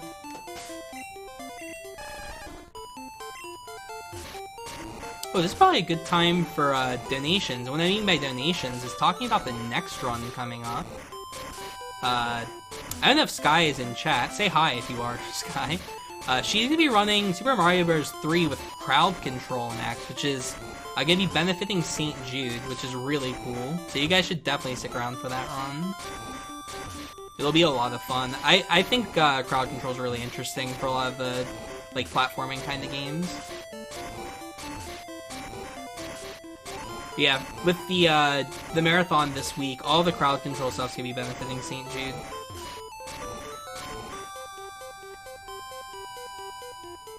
Okay, got one more boulder to push, and then we're out of here.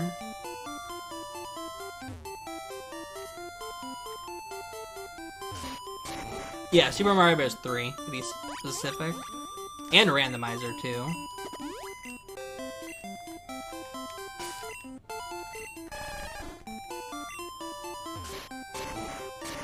Alright, I have not choked yet, which is excellent. We are on pace. For those of you wondering, I am about to get a world record unless I choke. I did not mess up. No! On the last one! Oh, I suck at this game. Okay, it's whatever. I should quit. Yeah, that's GG. I'm ending the stream. I can't have that be seen. Almost Swag Boulder world record, but I choked the last one. That's just so unfortunate. Alright, it's technically faster to deposit Pokemon here, but it's safer not to, so I'm just gonna bring the team with me. Alright, and right on into the E4 we go. Lorelei, interesting fight. There is a 1 in 512 chance that I lose this fight. It is 1 in 512. This is the worst Gen 1 miss that could possibly happen in the run if you miss this, this first turn. Not you, sorry. If she misses this first turn... Okay, good. We automatically win. If she misses that Aurora Beam, she's no longer guaranteed to rest on turn 2. And because she's no longer guaranteed to rest on turn 2, you have to deal with a 50-50 of getting rest or Aurora Beam. Which is not something you want to deal with. Lorelei has good AI and super nerd AI, which is really weird. Good AI means she always uses a super effective move, obviously. Super nerd AI is an AI type that, on the second turn of a battle, they have to use a status move. Lorelei has rest, which is a status move. So on turn 2, she has to rest. She could also growl, but again, rest is super effective, so then her AI type of good AI then also takes over.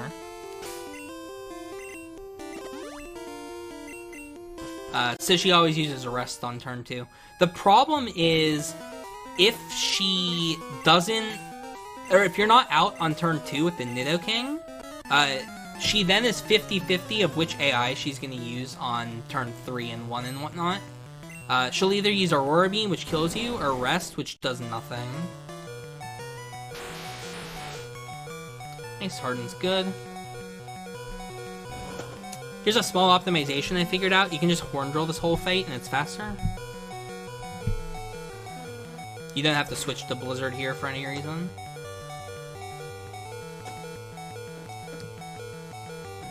Yeah, it takes a certain amount of frames to switch up moves, and Blizzard has super effective text anyway, so it's not faster to use. You can just Horn Drill this whole fight. And we are going to be saving before the next fight. Also, like I mentioned earlier, I would have lost Red Bar there had I not gotten hit by the Petal Dance. Because I would have been at 36 HP, which is not Red Bar. It doesn't lose that much time, but it does lose time. Okay, so here I use a Super Potion and the Rare Candy. This is the whole reason I picked up that Rare Candy. It's level 52 here. 52 is, like, crucial for this fight, and there's two reasons. The first is I need to make sure I'm barely leveled, because I cannot level up during this fight. Like I mentioned, when you level up, you lose the badge boosts, and we need the speed badge boost from the X special that we use to outspeed the Gengar at the end of the fight. So because we Rare Candy there, we've effectively set our XP to exactly level 50, so we don't level up in the fight. The second thing that we need in this fight is the X special, so that we OHKO the Golbat, and this is perfect. Did I save? I hope I saved. Chat, did I save? Please tell me right now if I saved, I forget. It's fine, we'll just hit the Blizzard, no issues. Okay, great too. I saved? Good, okay. Sorry, distracted by commentary. So yeah, now we outspeed everything with Earthquake, and we get to Red Bar, which is just so perfect. The other thing is, after this fight, we need to sub for Lance. Lance's lead, Gyarados, will always Hydro Pump, which always kills us from full HP. There's nothing we can do to survive it from full, except for X Specialing. The X Special does two things for us on Lance. It lets us survive the Hydro Pump, and it lets us one-shot the Gyarados with Thunderbolt. So it's a requirement to use the X Special on turn 1. If we get a critical... If we get critical, we just die. There's nothing we can do. You're just dead from full to critical. But if we don't get criticaled, we want to be in Red Bar for the rest of the fight. So what we're actually going to do is, first we Ether, or Elixir, to get our moves back. Second thing we do is we Super Potion, to as close to 128 HP as possible. You want to be at 128 for this fight. The reason for that is the maximum damage that non-critical Hydro Pump does is 128. And this gets us as deep in the red bar as possible.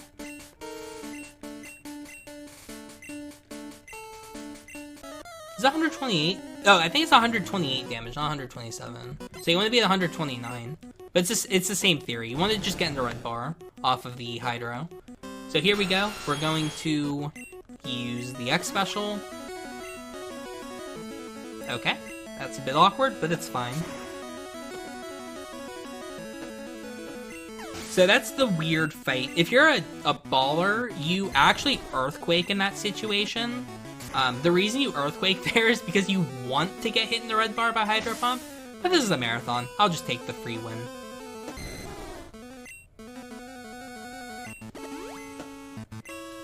We agility on the second Dragonair.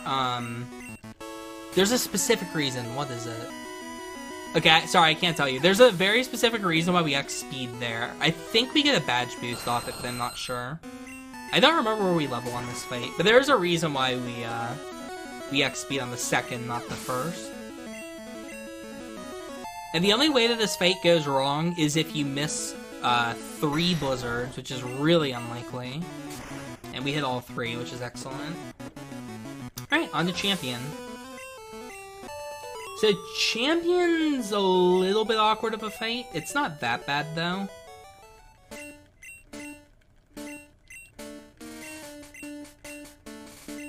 And we'll just go ahead and go right on in.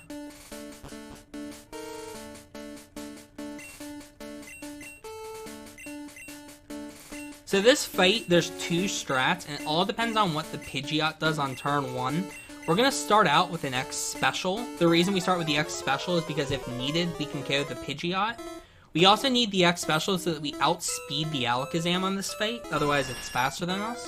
So we're going to make sure that we outspeed the Alakazam and that we can OHKO the Pidgeot. So we Special, see what it does. Good, okay, that's the optimal outcome. I think it's for Sky Attack on turn 1. You die to critical Sky Attack, so you have to kill the Pidgeot, so you have to Blizzard it. And the reason why this works out is it's just faster to not Blizzard the Pidgeot, because animations get turned on for this fight. And Horn Drill, you can see how fast the animation is. Whereas Blizzard is a really slow animation. You don't have to deal with it. So, provided I don't throw for content, we win. I just have to Thunderbolt the Gyarados and Horn Drill everything else.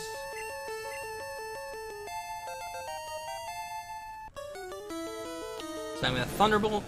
We Thunderbolt the Gyarados because it's the fastest animation out of our 3 other moves. We could Blizzard the Rhydon or Earthquake the Alakazam, but Thunderbolt's just the fastest. And go ahead and drill the last 2. And provided I don't throw... Oh, we didn't choke. Very cool. That is going to be GG. Time for this game is when the credits begin, so we do have to sit through the Hall of Fame, which is a little slow, but not too bad. And because I didn't deposit my Pokemon, it's going to be a little bit slower because I have 4 with me. That's why you normally deposit. You don't have to watch the Pokemon getting put in the Hall of Fame. Anyway, hope you guys enjoyed the run. If you guys are interested in Pokemon speedrunning, it's super easy to get into. Pokemon Red's actually a really basic speedrun. At least at the, starter out level. On, as you get closer to the world record, it's actually a really technical game. But getting into these games, super easy, super fun. You guys can go, we have a big Discord for pretty much every Pokemon speedrun. If you want to speedrun Heart Gold, we have a Gen 4 and 5 Discord. If you want to speedrun Gen 1, 2, or 3, we have a Discord for that. Just if you want to join Pokemon speedruns, it's just so fun. I highly recommend you trying it out. We also have randomizers and all kinds of stuff too. Yeah, time's coming up here. Make sure you guys stick around for Sky's run. She's right after this. It's gonna be really fun to watch. And you can all bully her, which is excellent. You guys couldn't bully me during this run. I had chat minimized, but you guys can force Sky into bullying. Anyway, here comes time. And... time. I don't know what the time was. I'll figure it out later. But yeah. Thank you guys for watching. I hope you guys enjoyed the run. Honestly, it was pretty solid. And other than that, take care everyone, and goodbye.